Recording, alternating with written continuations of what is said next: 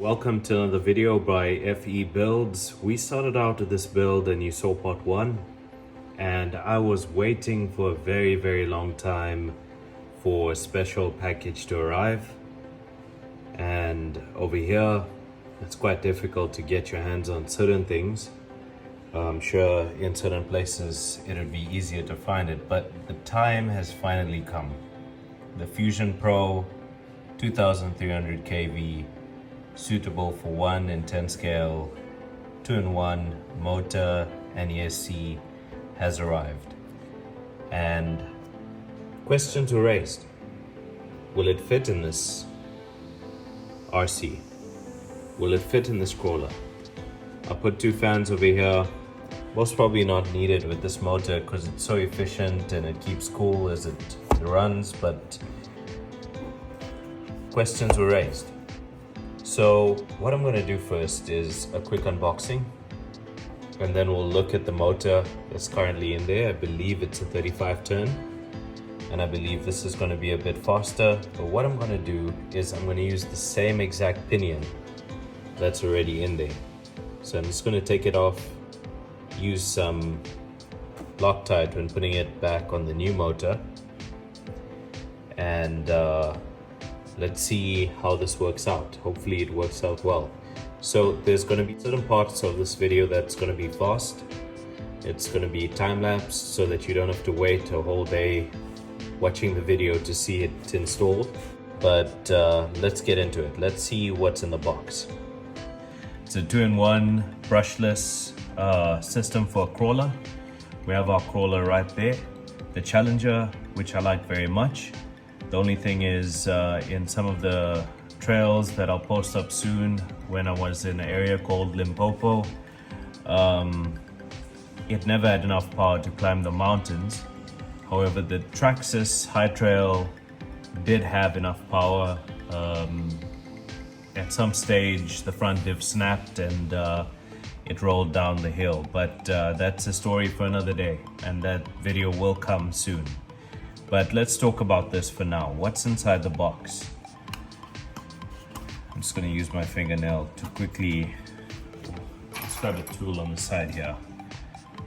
Let's do a quick unboxing of the Hobbywing Fusion Pro. By the way, I was told that this is the only one currently in South Africa that's sealed, that's not in someone else's RC car. And I waited a long time for this to come. That's why this update has taken so long.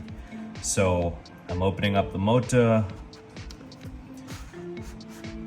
and there we go. It looks so stunning.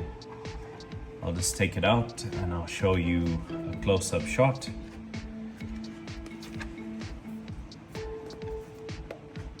It's very tightly packaged in there.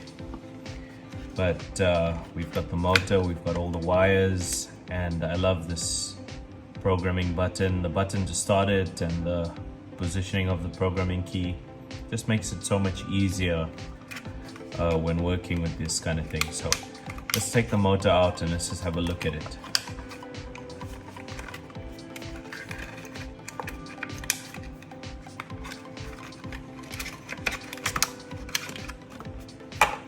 As you can see, it comes with this kind of plug fitting, and I have a conversion because the batteries that I've got over here that I was using in this truck are that kind of fitting. So this is how the motor looks, and it's a really reliable and good motor.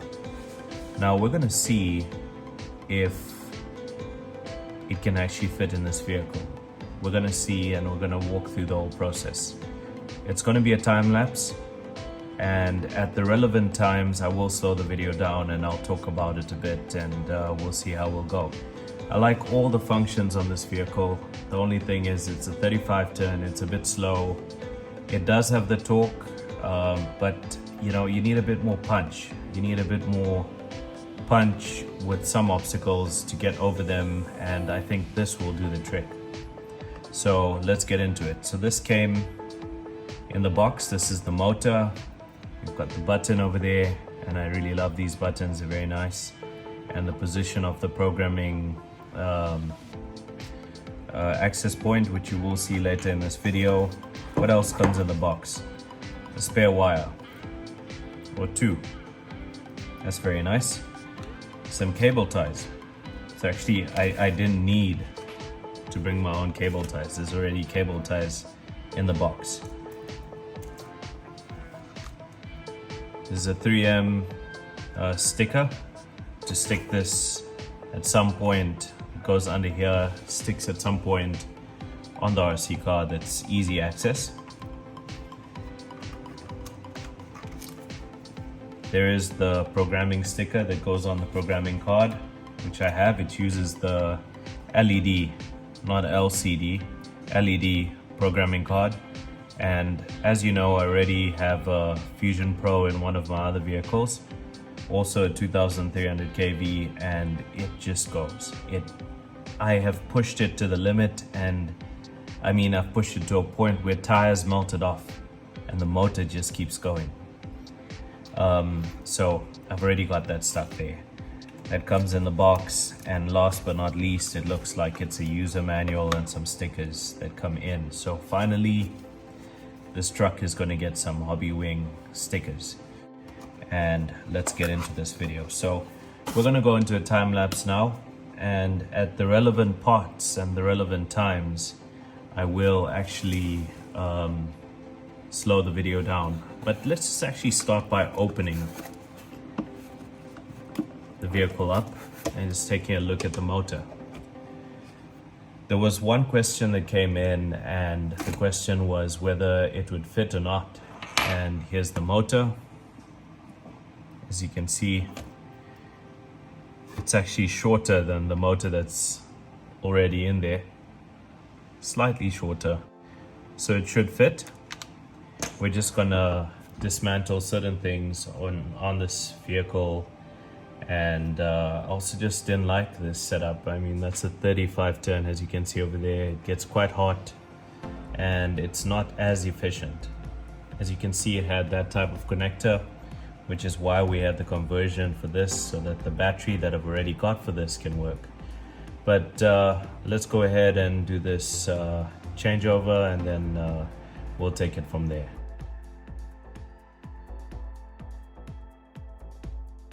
Okay, so back to video. This motor is very nice. The setup is very nice. It's not like some of the other motors that I've worked with. It's very similar to the Traxxas system. So you just put it in and you put it on the position where it lines up with the pinion gear that you need. So let's see. I'm gonna pull that off, and as you can see over here, we're gonna take note of those numbers.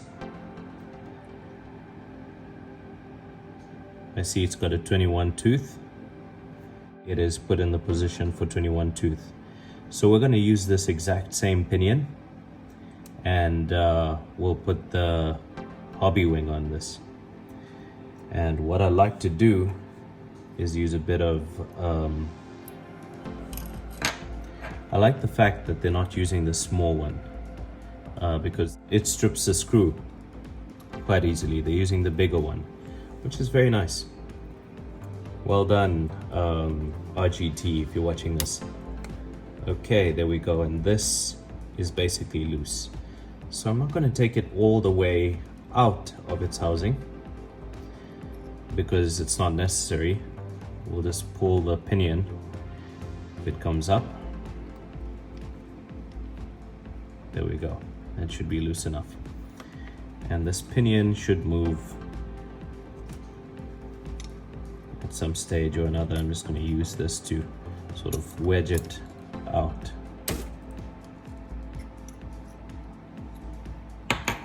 Perhaps I'll use a cutter. Okay, so my phone died as I was recording this, and I got the pinion off just before the phone died. So there is the pinion. The motor is still in place. I waited for this.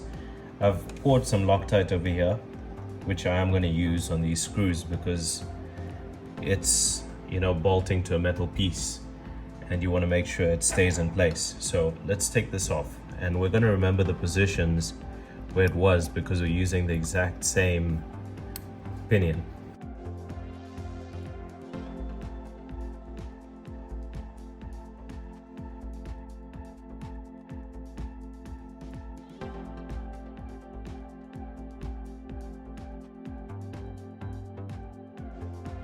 There we go. Second screw, putting it down over here. So that frees this motor from this housing. And now we're going to take the screws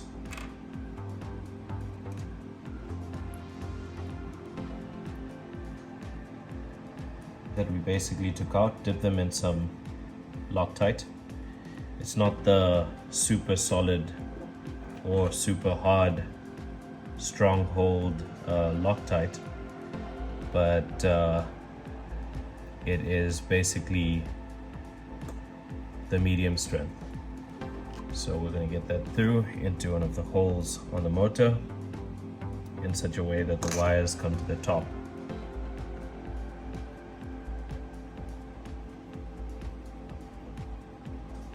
Okay, so that is in there, nice and tight. So we can tighten those two down with the Loctite so that they hold in place. And I did say something earlier, will it fit in this specific place? And someone did raise the question, will it fit? It was a good question because the wires obviously push against this piece over here. Now you can go over or you can go under, whichever way, the wires will work. And as you can see, it gives enough space. This is not too long, so it should work. Technically, should work.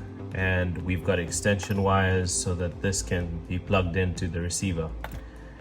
But basically this ESC is also going to come out, and I want to show you this while I'm doing it. So I did say I wasn't going to take this screw out all the way, but I actually decided I think it might be best. As you can see, there is some form of Loctite actually there originally, so we would want to put some Loctite on that so that it doesn't come loose. Now when I put it on, I'm not going to tighten it all the way. I'm first going to align it to the right place.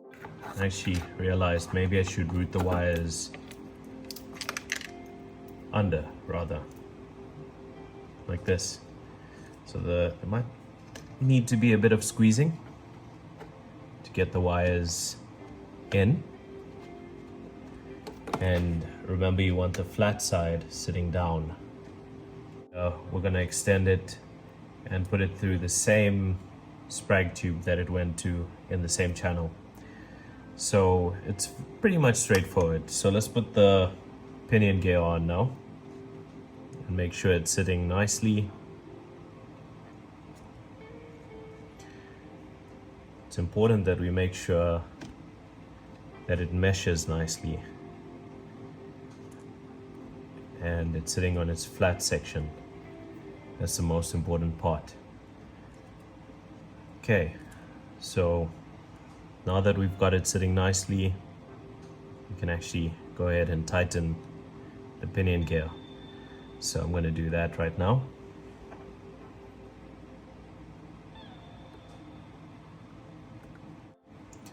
The thing I like about this particular truck is, or crawler, is it's all metal gearing. It's a metal gearbox housing, and I don't want to go too tight on that bolt. It's got Loctite on it, so it should stay in place. We'll give it time to dry, but you can see it's meshed nicely and it's being held in place just perfectly. And now we're pretty much going to put the cover back on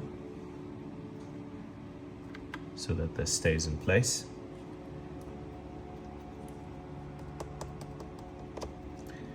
And I want to make sure that this is not plastic.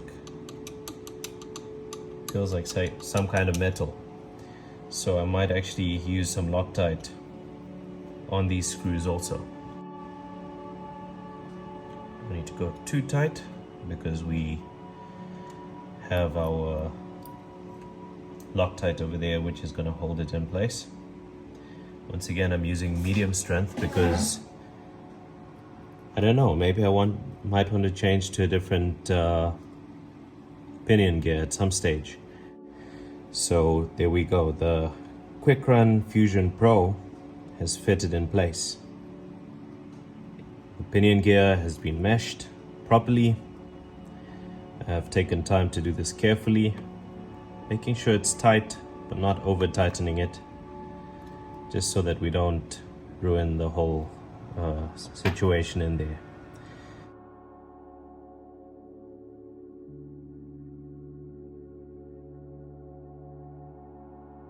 Okay, so we're back to video, and one thing we noticed already is there's this small switch, and we need to be really careful because we want to maintain the high and the low gear.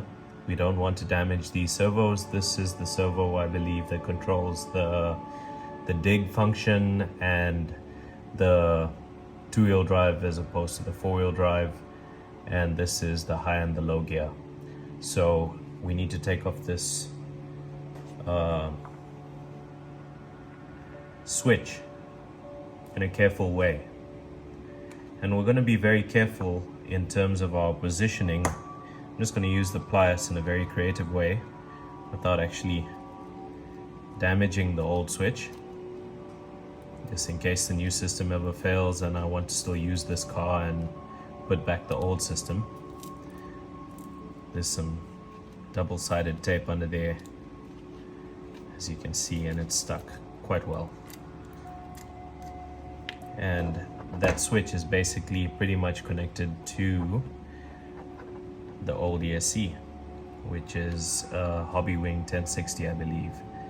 And the problem with this is it's got drag brake and everything, but it's not as nice as the drag brake that has. I mean, it just doesn't compare. So let's quickly just go ahead and unwind this sprag tube.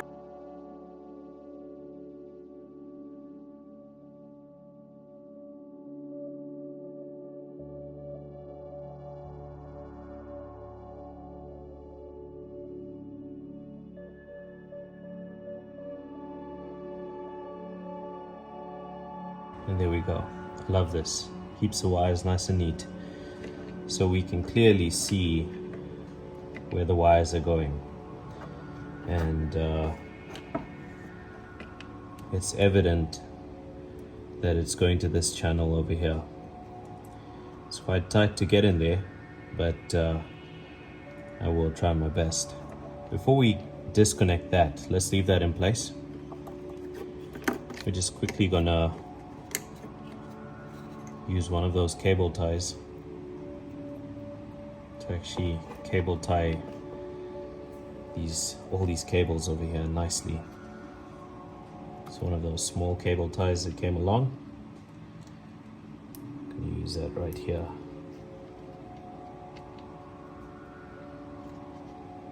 And I'm so excited for this because this makes this vehicle so much more capable.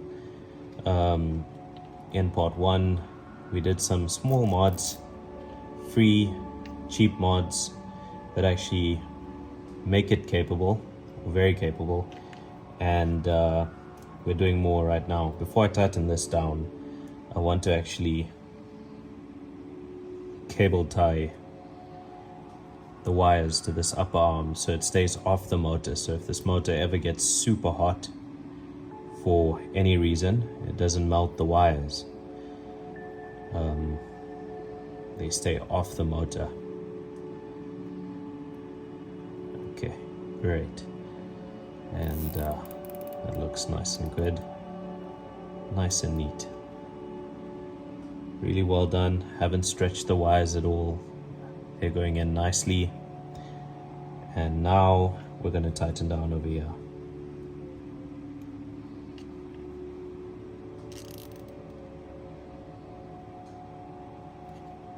Okay, and if I can just show you how that is. doesn't actually touch the motor. I was afraid of the wires resting on the motor, and we know it runs very efficiently and it doesn't get as hot. But just in case something does happen and it gets very hot, I don't want the wires resting on it and melting and then short-circuiting and then creating problems. So we cable tied them up to this upper arm over here, which I'm going to nip right now with the nipping tool, clippers. There we go. Such a nice, satisfying feeling. And there we go. Nice and neat. Okay, and now with regards to the wiring, we're going to go in high speed. As I just position the switch in the place that I want it to be, the place that will be convenient for me personally, and then we will go back to the slow motion video, because I don't want this video to be so long where it becomes a challenge for you to watch.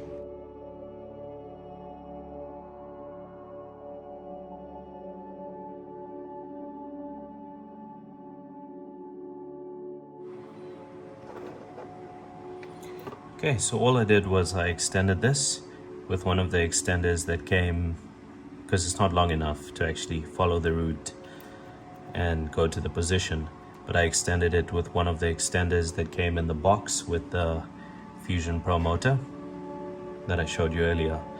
And now we're basically gonna maneuver this out. I have a long nose pliers somewhere here. I'm just gonna use that. Taking note to where the negative and the positive is. I'm gonna take this out.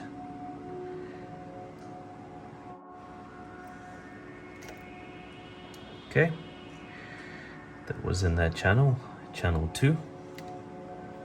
And channel 2, as we know, is where the ESC usually goes. So there's the old motor, 35 turn. It's out, it's a brushed motor, and I believe that's a Hobbywing 1060. Yeah, 1060, waterproof. And that's also waterproof, so we're not losing anything over here. But we took note to where the negative and the positive went, and we're going to position this in there properly without damaging or destroying the pins. Actually move the camera.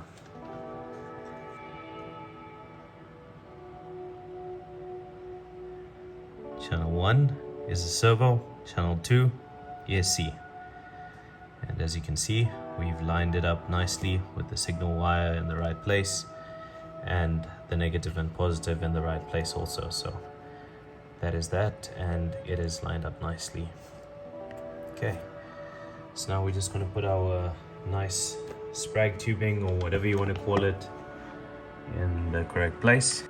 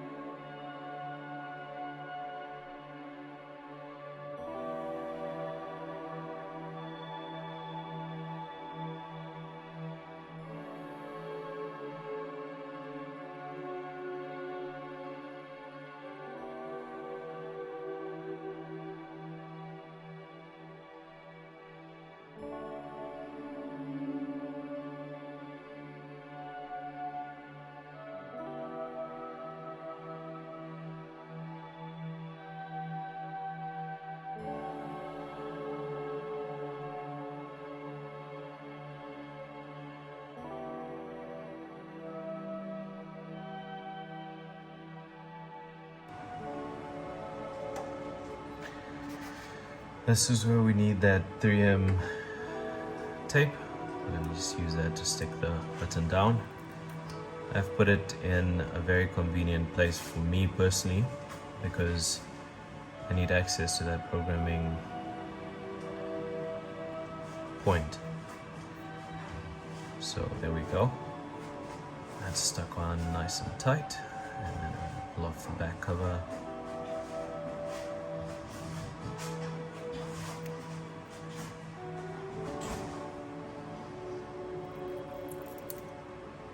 And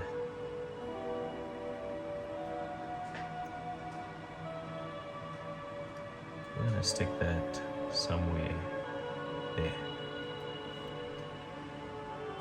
There we go. And that's nice and tight.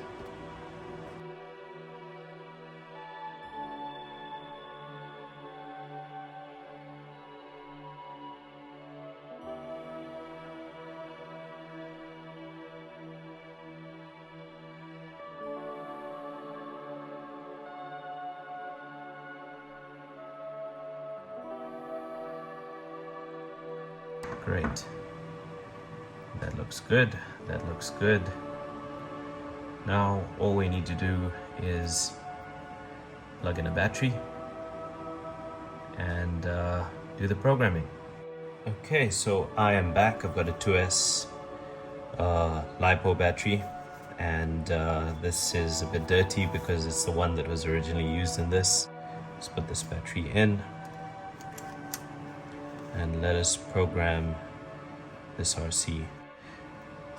But as we plug in, we're making sure positive is on the right side, negative is on the right side, and there we go. It's plugged in.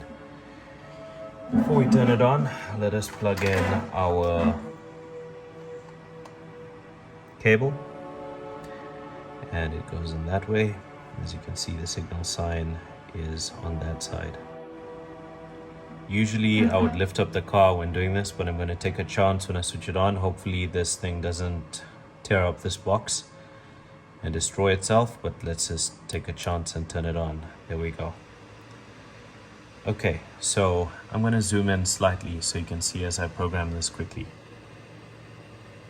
The current item that is set for programming or running mode, number 1 is forward and reverse, RPM matching. I want forward, reverse and brake. So we're going to change that to number 2, press OK, it's saved. I'm going to go to items, LiPo cell, number 2, it's set on auto. So whether I plug in a 2S or a 3S, it will decide itself and it will adapt. Okay, item 3, cutoff voltage. Currently it's set on medium, which I like. It doesn't let the battery run too low. I'm going to leave that as it is. Item 4, thermal voltage. It's defaulted to the 105 degrees, which I'll leave it on. I won't want it to get too hot, to 125 degrees Celsius. So we'll go to item 5, and now we'll have to come back to item 5 because we need to see if the motor is going to spin counterclockwise or clockwise, and we'll only do that once we actually switch on the remote and drive this car. BEC voltage is item 6. It's left to 6 volts, which is okay. Drag brake force is item 7. It's set to level 6 or level 5, which I think should be okay for now. We might actually push it up a notch. Okay. It's okay, so it can save. And then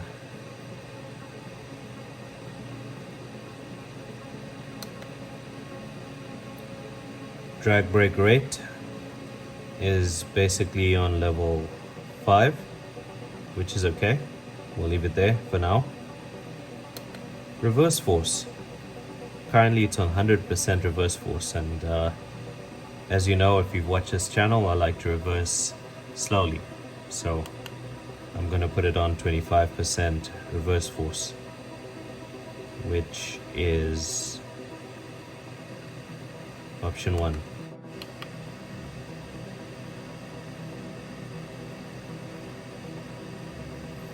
Let's increase the brake force to 70%.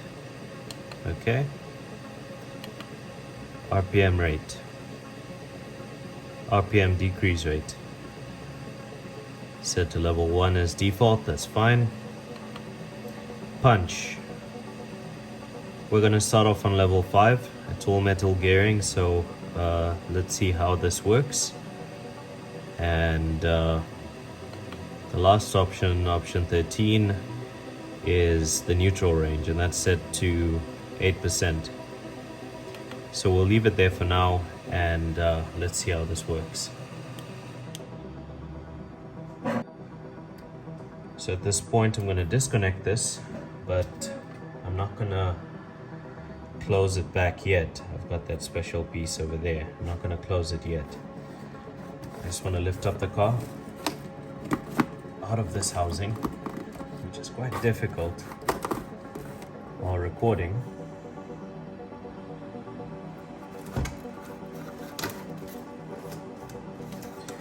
Let's just move that housing aside slightly. And I've got the remote over here, which I'm not going to change. I like this remote for some reason. I like that sound. It's awesome. So let's see as we're going forward. Is it going to reverse or is it going to go forward? I forgot to switch it on. There we go, it's paired. Turning right, it's turning right. Turning left, it's turning left. There we go. Now, is it going forward? No. It's reversing. And reversing is going forward. So we're gonna have to switch the setting from counterclockwise to clockwise, or whichever one it's on. We're gonna have to change it. So I'll do that right now quickly. As you can see, we're going to item 5. Currently it's counterclockwise. We're going to change it to clockwise. Save. Here we go. I'm going to leave it on these settings for now. And let's see how it goes. I'm going to try it out on the trails. And you most probably will get some updates at some stage.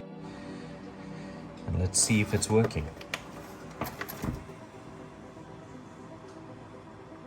So we're going to turn on the remote.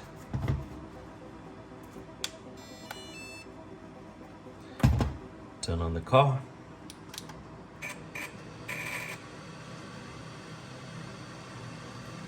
And we're pushing it forward. And you see how slow and nice it just goes forward. Let's switch on all 4.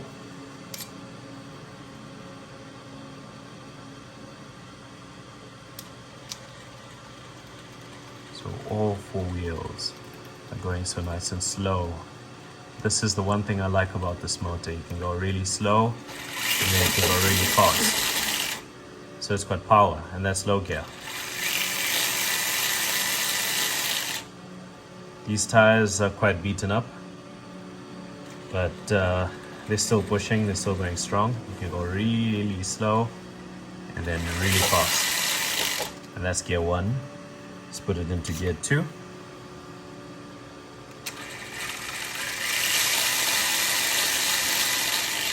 It's even faster.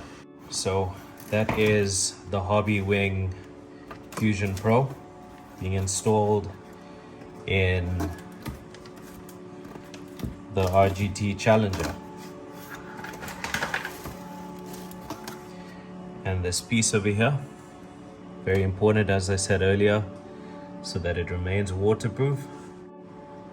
There we go. And that's about that. That's it for this video. Thank you for watching another video by FE Builds.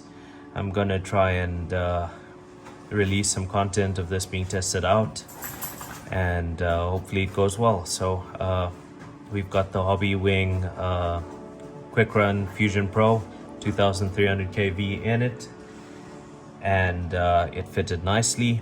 Everything went well. Gears are working, it's going to 4-wheel drive, the dig mode is working, front wheel drive is working, and we've routed the wires nice and neatly over here.